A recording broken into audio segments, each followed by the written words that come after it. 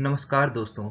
आज हम बात करेंगे पीरियोडिक टेबल या आवर्त सारणी की। इसमें सबसे पहले हम बात कर लेते हैं मेंडलीव के पीरियोडिक टेबल की। 1870 में एक रशियन केमिस्ट डिमित्री मेंडलीव ने एक पीरियोडिक टेबल का प्रतिपादन किया, जिसे इन्होंने जिसक्रिप्ट फॉर केमी नामक पत्रिका में प्रकाशित किया। इस पीरियोडिक टेबल में कुल 60 तत्व थे। मेंडलीव ने अपने पीरियोडिक टेबल में एलिमेंट्स का अरेंजमेंट उसी प्रकार से किया जैसे हम किसी बटखरे को उसके भार के हिसाब से अरेंज करते हैं, अर्थात तत्वों को उनके परमाणु भार या एटॉमिक मास के बढ़ते हुए क्रम के हिसाब से उनका अरेंजमेंट किया।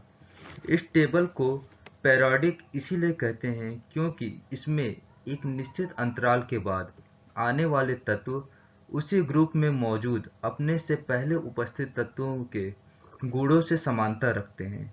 जैसे पोटेशियम और सोडियम दोनों के आधारभूत गुण समान होते हैं, इसीलिए इन्हें एक ही ग्रुप में रखा गया है।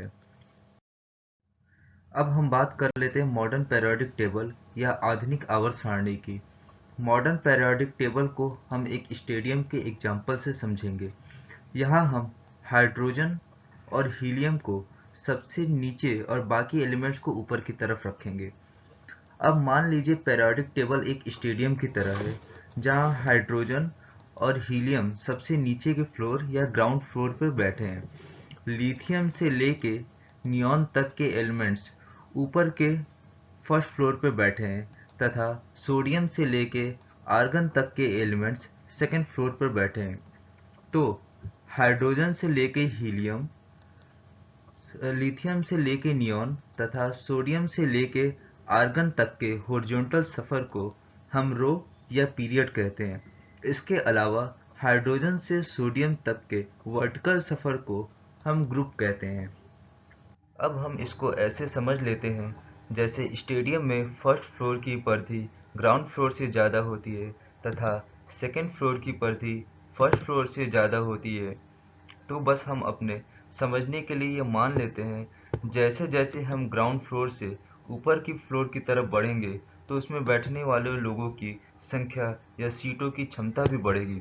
अर्थात ग्रुप में जब हम नीचे से ऊपर की तरफ यानी हाइड्रोजन से सोडियम या फ्रांसियम की तरफ बढ़ेंगे तो उनमें उपस्थित प्रोटॉन्स की संख्या भी बढ़ेगी।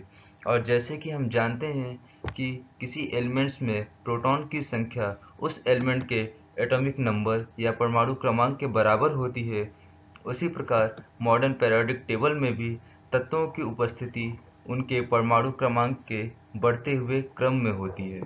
तो दोस्तों, ये था पीरियोडिक टेबल का शॉर्ट डिस्क्रिप्शन। हम मिलते हैं अपने अगले वीडियो में।